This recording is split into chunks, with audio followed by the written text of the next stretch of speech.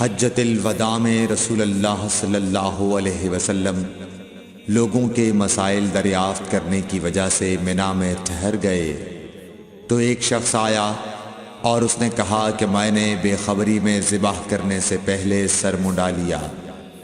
آپ صلی اللہ علیہ وسلم نے فرمایا اب ذبح کر لے اور کچھ حرج نہیں۔ پھر دوسرا آدمی آیا، اس نے کہا کہ میں نے بے خبری میں رمی کرنے سے پہلے قربانی کر لی۔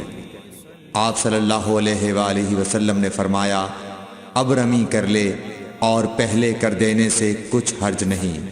ابن عمرو کہتے ہیں اس دن آپ صلی اللہ علیہ وسلم سے جس چیز کا بھی سوال ہوا جو کسی نے آگے اور پیچھے کر لی تھی تو آپ صلی اللہ علیہ وسلم نے یہی فرمایا کہ اب کر لے اور کچھ حرج نہیں۔ صحیح بخاری حدیث نمبر 83۔